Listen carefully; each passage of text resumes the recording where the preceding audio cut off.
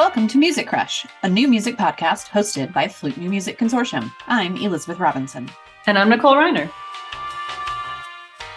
If you like the show, please rate and review it on the platforms wherever you listen to podcasts, particularly on Apple Podcasts. It really helps people find us and grow the show. And of course, you can learn more about Flute New Music Consortium at flutenewmusicconsortium.com. Oh, Elizabeth, I meant to say this to you yesterday when we were Zooming, and I didn't end up saying it out loud. I just thought it a few times, but your hair looks so extra super good. Thank you. I had a gal that's been cutting my hair since I got here, and she had a baby and she stopped cutting hair. So I got a new haircut person last time, and she did like an amazing job. And I actually, after we got off Zoom yesterday, was trying to reschedule with her, and she's quit. So oh no, enjoy it while it lasts. Could you like scientifically figure out what she did with the layers and just? Well, it's funny because she was dangerous. Like telling me what she was doing, and I was like, oh my gosh, no one's ever talked to me like I understood hair. This is amazing. So I have to see if I can remember it so that I can ask for it again, because usually when you don't have a person, they just assign you to like whoever needs clients. Yeah, I'm sad. I was just realizing that like usually when a haircut gets to this place, it looks worse, but it actually looked better as it grew out, and I was like, oh my god, I've got to see this person again, and she evaporated. Wow, what's so Brookings, I guess if there are any aspiring hairdressers out there, Brookings is the place to go. Or not. They all live in Sioux Falls and drive in, which seems like a lot of work for no. I think it would be difficult to be a per service employee of any flavor in this town, especially beauty, as I feel many South Dakotans are very practical and probably don't like. I don't know, when we lived in Joplin, I had students that would spend hundreds of dollars a month on highlights and whatever balayage is, and just extraordinary amounts of money on their appearance, and I don't see or interact with as many folks here that do that. So I do not have students who do that very much. I don't know if this is a dangerous thing to say on this podcast. I'm saying it only as an observation. There's no judgment here, but anytime I've had a student who put more time and money into their appearance, number one, they definitely had to leave Laramie in order to do so, and so that was tedious for them. And they're Southern. Oh, it's my Southern students, if anybody does that. But Joplin's really the South, kind of, right? I don't know. All of Missouri kind of seems like the South to me, but geographically, I suppose that you could say that. Culturally, no. For me, culturally, it definitely feels. But look at I could see where feelings are not might make that distinction. However, having lived in both places, close, but no cigar. Gotcha. Well, all right. So that blows my theory, but I do think, in my observation, maybe growing up in the South teaches you how to do that sort of thing. It probably should have. I think I missed that day in school, and I definitely always felt not as put together as many of my contemporaries, and especially my high school classmates would tell you I am not as put together as they are. But I do think there is more of an emphasis put on having your face on when you leave the house, which to varying degrees I still is a thing I think about when I make the choices I make as I exit my home for the day. Well, if it were a competition between me and you would win every time. Aww. Okay, well, I was kind of thinking about what we might talk about today, and it wasn't your hair, actually. I guess I was kind of thinking of your hair because those are really great layers. But I thought it might be interesting to talk about how we go about making a festival, which is coming up, maybe to help illuminate things for people who are coming to our festival or who have proposed to ours before. Also, because I think that we don't do things in an incredibly unique way. There are a lot of festivals out there that we are all sometimes sitting on a committee choosing those proposals, and sometimes we are on the other side writing our proposals to perform at festivals and trying to figure out what magic combination of words is going to get us the most minutes of performance accepted. And so I wonder if, by talking about the way we do things, that could, be illuminating in general for listeners who are proposing things anywhere in the future.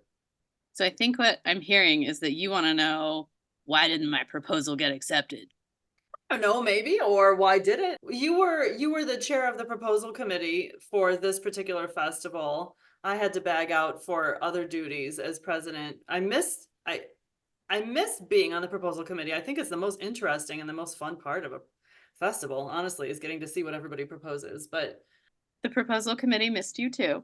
oh, How did we go about it? Well, it's, I think, important to say that all proposal committees probably have their own personality. And like, I've only been on the New Music Festival proposal committee twice, but both times have been wildly different experiences. I think the end result is pretty similar in that we want to take as much high quality music from high quality performers as we can. So, we're an older festival now. We've done calls for performance 3 times, and if this one goes without a global pandemic, we will have had 2 live festivals. Nicole is laughing on the screen, friends. So we had more just raw material to work with. So we were from a committee standpoint, we're in a really great position where we had a lot choices. We went through and we listened to playing samples, and I don't think there was anybody that we eliminated on the basis of them just not being ready for the big time, and that's not always the case. I still remember our first New Music Festival. We had some folks who proposed some composers for the 1800s, and we didn't have. Well, that's not entirely true, but there was a strong programmatic reason that one composer from the 1800s was included in one proposal, but everyone else had made really intentional choices about who they were programming and who they wanted to share with us. And I think with that one, again, very intentional exception, they were all, pieces written within the last 50 years, which was really great. So then it was just a matter of, what kind of festival do we want to have? How many voices can we amplify? Going through and trying to figure out the best combination of how many performers we could have, because, the more folks that are there, the more we can meet and share and network and really just expand everybody's universe. It was just different. Different because it was a stronger pool? I feel like it was a bigger pool. I didn't feel like it was a poor pool last time, but if it was a backyard pool when you and I were on the committee, this time it was like an Olympic sized pool. I think we had to turn down a fair number of people. And I guess with that in mind, there was stuff that was proposed by people we did accept. We just weren't able to take their entire proposal. And maybe that's a direction we can take this in. There were a couple of folks who submitted, 15 minutes of music, and we took all 15 enthusiastically. There were some other folks that submitted upwards of an hour, and we had to make some difficult choices and say, like, we really think that these parts of your proposal would really be a great fit. We're a little less sure about these parts of your proposal. There were 1 or 2 composer names that I saw that, like, they don't need FNMC. They're going to be all over the NFA convention next month. And so we were like, why don't we pass on that particular piece that's going to get performed 100 times, whether we take it or not? And can we take instead this piece by, a composer that nobody on the committee knew without doing some Googling? And so we had to do some trimming. And I think maybe, I know, having been on the receiving end of that, sometimes there's feelings like, why can't I do my whole recital? And it's, Right. it's not that we don't want to hear from you. It's that if we only hear from you, then we can't hear from 1 or 2 or 3 other people in that 60 minutes of programming time. Right. That's exciting. That's a cool choice and a really great confirmation of FNMC's mission, I think, to be able to say, oh, here are some composers who are less well known, and we can focus on those because there's so much to choose from. I think that's very exciting for us to get to hear truly new to us music that might not get performed elsewhere? I mean, I don't want to speak for the entire music community, but there's a fair amount of music that's going to be new to me that's going at this festival, which I'm really excited about. And I think we talked about this the last time you and I talked about the festival on the podcast. I'm really excited to see what some of our non-flutist performers bring, because they often are, tapped into a whole different pool of composers. And so there's already 4 or 5 names that I pulled from the proposal Google Doc, where I was like, oh, I really liked this piece that so and so is going to perform. And I've already been on that composer's website looking to see what they wrote for me. So it's only going to get better when we hear some of these pieces live. I think it's going to expand everybody's little box of crayons that we're coloring with. That's exciting. Yeah, I've been listening to, not music related, I've been listening to podcasts and reading articles lately talking about how fractured our culture has become. I mean, just in general, as human beings with social media, everybody kind of, is able to live in their little bubble, and that is a sphere of influence. And then they just keep, it's like this echo chamber, that you live in, and you just keep hearing the same voices and the same ideas again and again. And I can see a little bit of that in new music too. There are people who tend to write for flute, or there are people who tend to write for, tuba, or who write in the band world. And, once you find your niche and you've developed a following, you tend to stay, some composers anyway tend to stay in that comfort zone because they're rewarded for continuing to write for those folks. But yeah, that cross-pollination of getting to hear, maybe something is going to get played by a trumpet player who, at a trumpet festival is kind of old hat, and for us it's someone we've never heard of before. I'm very excited about those possibilities, because that's something we've always wanted to do with FNMC, is find people whose music we love, but they haven't written much for flute yet, and encourage them to develop the flute side of their catalogs. Yeah, or people who have written for flute and just haven't found the special sauce that gets Yeah. the flutist really excited about them. The day that we're talking is the day that we've released the Dale Trumbore interview, and I am still thinking about a conversation that you and I and she had after we had turned off the recorder, where she had said, I've been meaning to adapt several of my works for flute, and it had been on my mind that I wanted her to do that for many years. So it was like, awesome, finally this person whose works I'm personally really excited about is going to do something that I can participate in a meaningful way. And yeah, I think cross-pollination is the best word. I think I'm optimistic about the possibility for cross-pollination outside of just the FNMC membership, when we get all of these other musicians from all of these other disciplines, and from a pretty decent and respectable geographic I can't think of the word conglomerate. A lot of they're coming from everywhere. Folks are coming from everywhere and from lots of different backgrounds, which I'm hoping is going to make the festival a richer experience for everybody. Yeah, that's very exciting. Yeah, I was just taking a little, I was snooping around in the documents and looking at the spreadsheet and the schedules that you're starting to put together, and everything looks and sounds so cool. There is not, I know I'm going to be running around like a chicken with my head cut off part of the time. I'm not going to get to hear everything. You will too, because that's the nature of running a festival. But there is not a concert that looks boring to me at all. I mean, everything looks really compelling and really exciting. That's really exciting to hear. I know that I felt that way, but I was very involved in sort of deciding what was going with what. So Sure.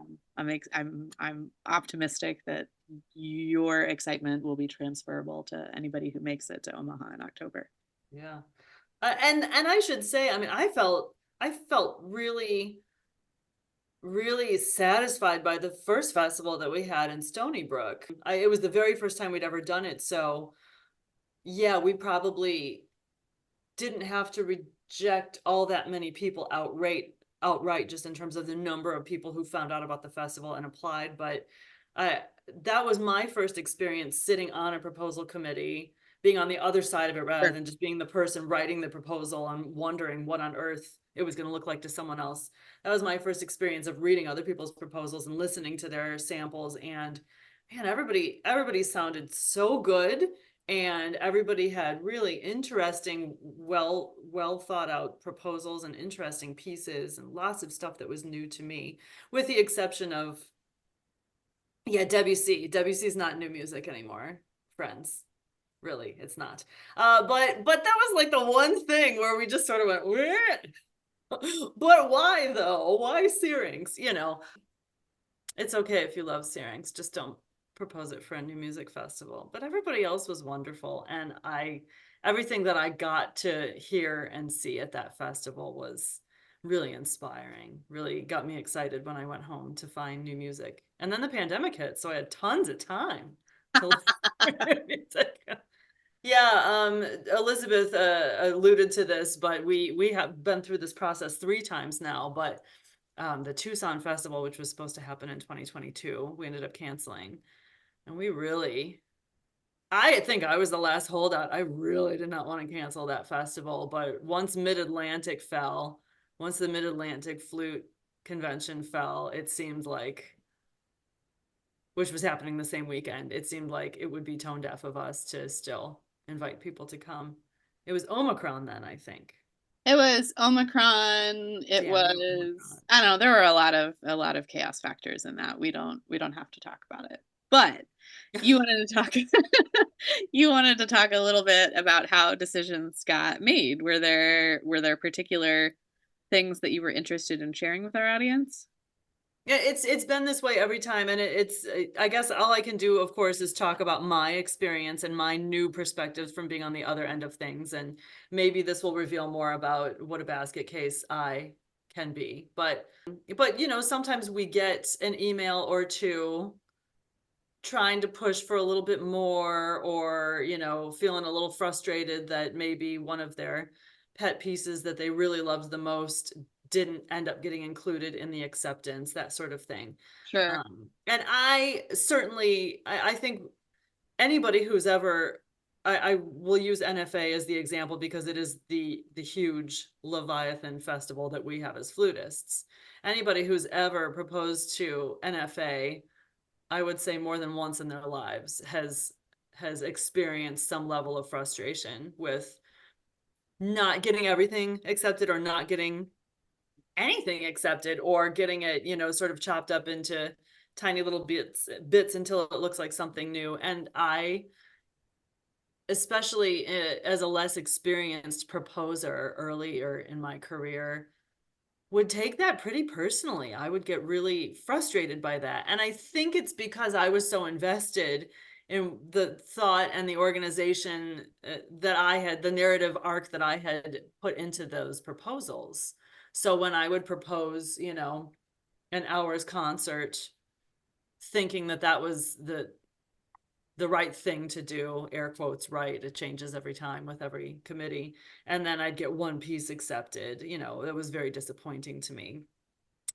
Being on the other end of it, you know, and being on a committee who ended up making choices like that sometimes also, it made more sense to me that, you know, the more, let's say you're working from a very, very talented pool, which we are each time, you know, so maybe you eliminate 1 or 2 proposals that really don't fit the theme as stated in the call for proposals. And then you've got however many, 80, you know, whatever proposals, etc., to look through and call down into basically a 2-day festival, mid-Friday to mid-Sunday.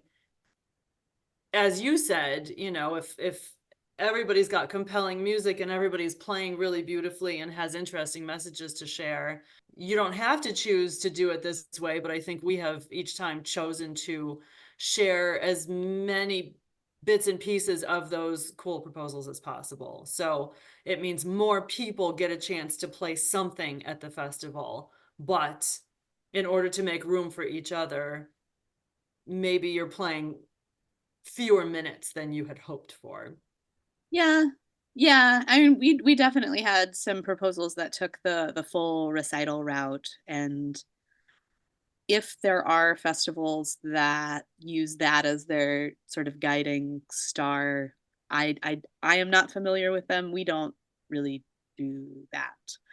And part of it is we want to have more people be able to participate. I think part of it is I want there to be more people there to be your audience. You know, if we take 60 minutes of you and your two collaborators, you know, you three are on stage and the other 8 people that I might have been able to fit into that hour aren't in the audience listening to you. But if we each, you know, take 10 or 15 minutes of an hour-long show, then there are other people who are going to be at your concert, hopefully being moved by whatever it is that you're sharing with the audience. And I think we've all been there at festivals that have programmed with different intentions in mind, and you're playing for an empty room or you're playing for a room with 3 people in it that happen to be the people that came with you, and it's not as good of a feeling to play to an empty room. So I'd you know, we had to make some tough choices about how much music we could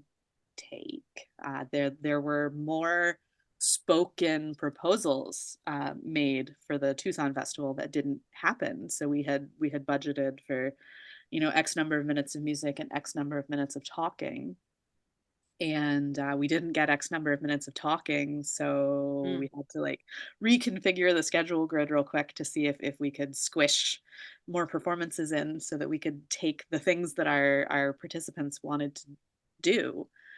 I am sure it will work out fine, and this is just me being neurotic as a planner, but like I hope that we haven't sacrificed the quality of having an enthusiastic audience in doing that. So it's always you know, a matter of like we want to provide what people want, but we also want to make sure that the experience that we want to create for folks still exists.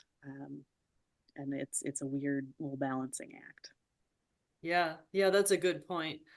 Everybody's got to decide what it's worth to them to travel. And sometimes people reach out and say, well, since you only accepted 10 minutes, I can't afford the plane ticket to go there. I always feel, and I never know this is going to happen until it happens. I always feel when I get somewhere and I'm doing my dog and pony show for literally sometimes 3 people. I have experienced that before. I always feel like, man, why did I come for this? Why did I get up this early? So for me personally, I would much rather play fewer minutes and have an audience there. Another thing that I really like that you have done with the schedule is there's not a ton of overlap. There is. Have you seen the okay. There is on Saturday. It's not as bad as a lot of them. I mean, like yeah, I mean, if you do no overlap, if we just sit in a room the whole time, music by women does that. That is even more limiting, but also kind of lacks a certain dynamism. I sort of like being able to have to get up and move at least around the building a little bit and see and hear things in different settings. UNO's facilities are really, really nice and really, really beautiful, and the different rooms are different and offer different auditory experiences. But I still feel like I can, if I were lucky enough to get to just go to these things, I feel like I wouldn't have to make a lot of sacrifices to running from one room to the other. Sure. There's not so much overlap that everybody's just playing and no one's able to be in the audience anyway. Having spent more money than I care to think about going to a conference in the last couple of years where literally the only people in the room were the colleagues who came with me from my university. That is not an experience I want to provide for our attendees. But you know, you mentioned folks sending emails wanting to know how and why decisions were made. And I had a really interesting conversation with somebody that wasn't totally thrilled with what of their proposal was taken and what of their proposal wasn't. And I think my takeaway was based on what they had proposed, because this person had proposed well over an hour's worth of music. And so the committee sort of went through and we looked at themes in things that we knew we were going to take, and we looked at what of this person's proposed material would fit with that, and we sort of made decisions based on what we thought might program well with other things, and we picked not the thing they felt the strongest about. And this is a friend of mine who I hope doesn't mind that I'm sharing this story, but over the course of the conversation with them, I was like, well, how was I supposed to know which piece you felt strongest about? You gave me like an hour and 27 minutes worth of music, friendo.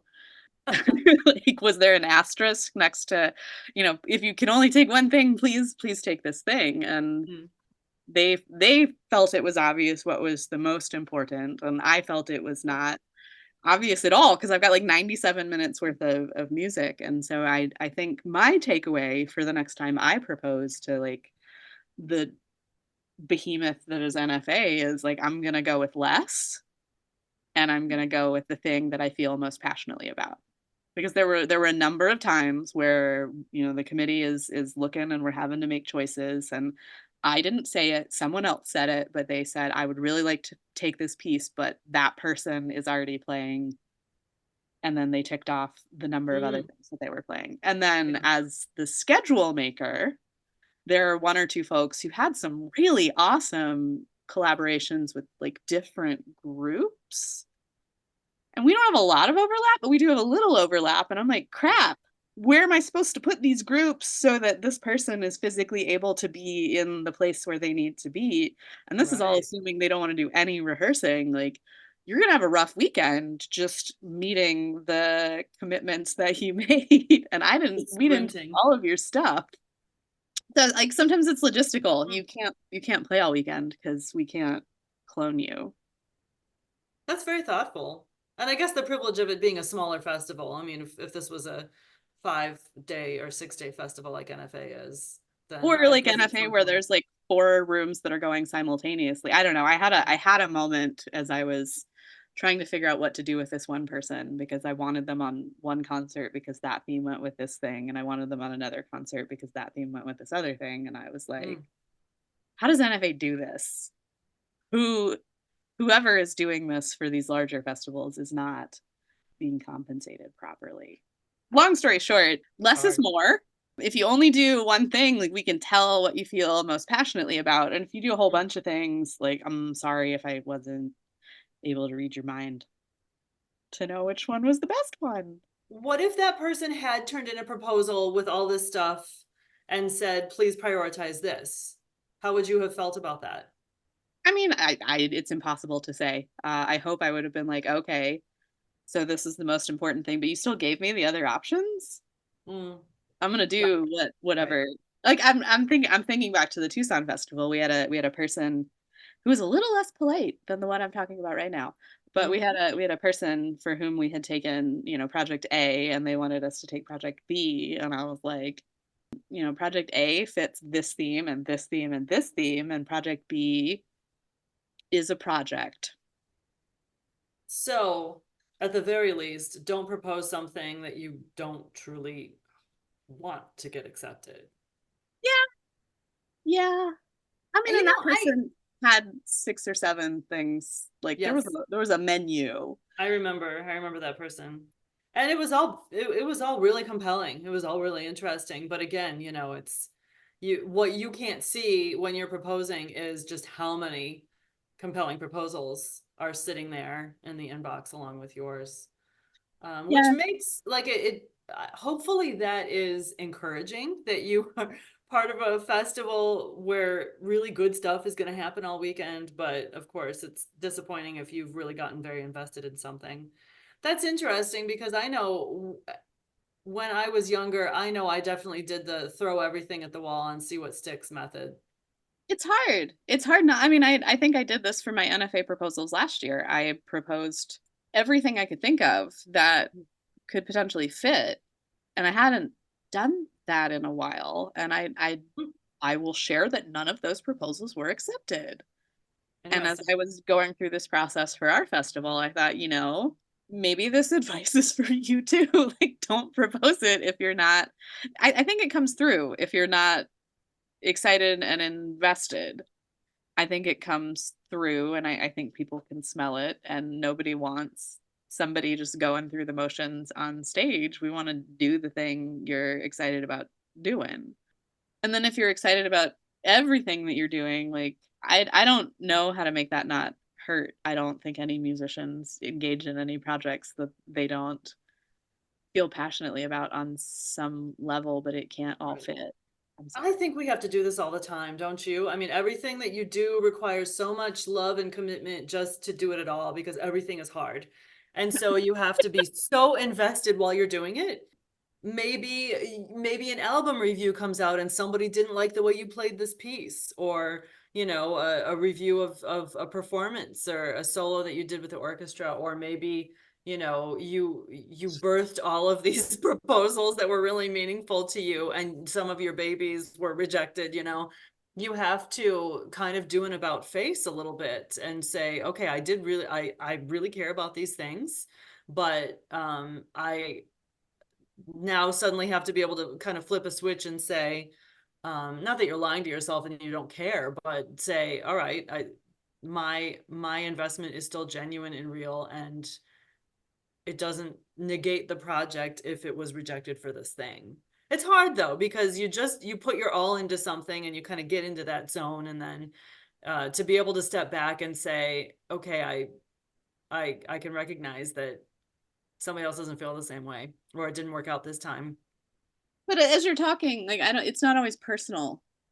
I'm thinking back to the Tucson Festival, and the piece that we wanted to take it because I was trying to program several pieces around composers of Latin descent, because our featured composer was Samuel Zeman. So I was really excited to take composers with similar backgrounds for a specific concert. There were a couple of proposals we didn't take for this most recent festival. We had a lot of people want to use a projector in their acoustic performance. And I think at one point I had a tally going, and we had something like 77 minutes of music that needed a projector. And I was starting to get nervous that if we took much more, we wouldn't be able to accommodate people that were doing a visual component with their audio component.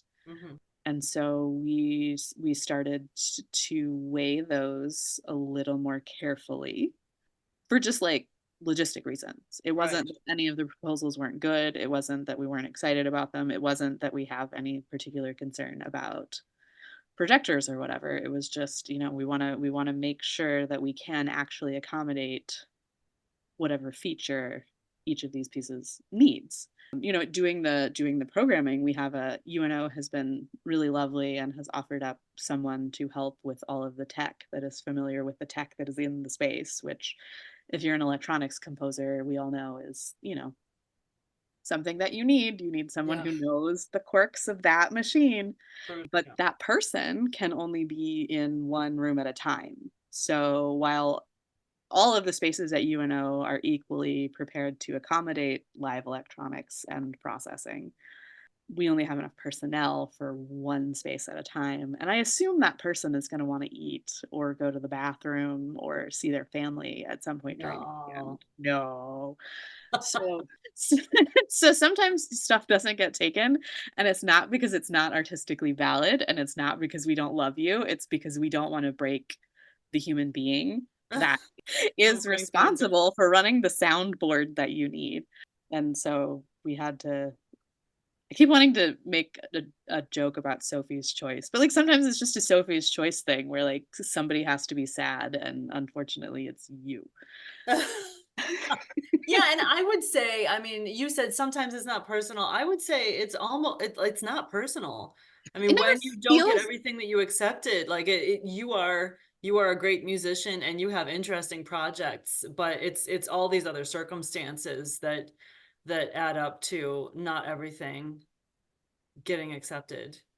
I think I heard something in the way you were narrating, and I think I've been there also as a recipient of a rejection letter. Absolutely. You assume it feels very personal. It's something about your artistry, or it's like something about your status in the music community, or yes. And it's totally not that. Yeah. very rarely anything to do with any aspect of your bio, and like we just didn't have enough space on the projector concert Yeah. this year. Next year, maybe we'll do 2 projector concerts. Like, I don't know. That's interesting. I wonder, I mean, as we prepare each of these festivals, I always wonder if this is, you know, my bird's eye view and into a new trend. Like, is performing with projected images the thing? Is that what the young people are doing now? Actually, Christy Beard, who is our wonderful hostess with the mostest at UNO for this festival, played at my school last year and played with a projector. And for me, because I am the only professional flutist at my school and for like 100 miles in any direction, and I haven't been doing that, I was like, how novel.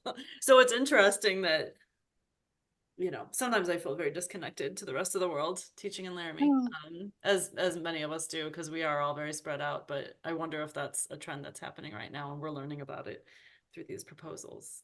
I did it twice last year because we were playing the chicken quartet in That's places that I was familiar with. And I was like, instead of me telling people about these amazing chickens, I'm going to show them. Yeah. But it was definitely not part of a larger artistic vision. It was more, my husband has pointed out that as I talk about the chickens, I tend to mime their plumage. And I thought, let's not be doing an actual chicken dance on stage in front of our colleagues and students. So I showed them chickens instead. But yeah, there were a lot of I am not going to sound very articulate in this recording, but there were a lot of trends in the programming this year that were not present in the programming for, was it 2022? The 2022 was the one that we had to cancel. Yep. And there were trends in the 2022 festival that I didn't remember, although I was not as involved in the 2020 festival. It's been wild to me how different the personalities of the proposals as a unit are. And so I'm joking about wanting to have, 2 concurrent projector concerts at our next festival, but like I don't think we're going to be doing projectors anymore. I don't know what it is going to be, but there's going to be another trend, and I'm going to open the Google form and be like, am I the only person in the world who didn't know we were doing live performances with an actor narrating or whatever? That's cool. That's exciting. Yeah, it keeps you young. Yeah, that projected concert that Christy did for my students and for high school and middle school students from around the state of Wyoming was very meaningful to them. I mean, it was very effective.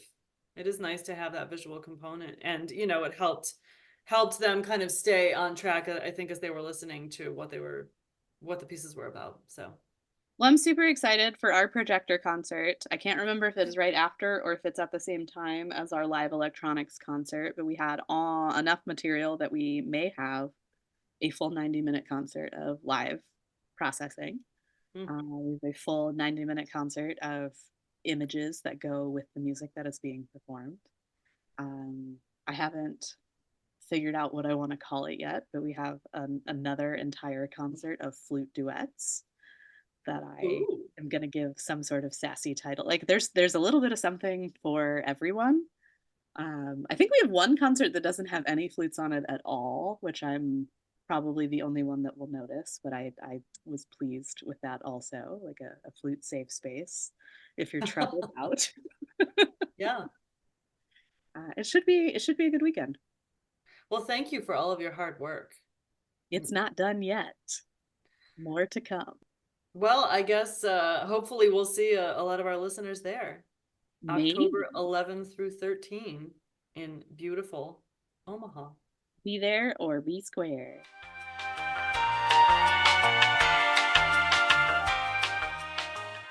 Thank you for joining us for another episode of Music Crush. You can subscribe wherever you get your podcasts.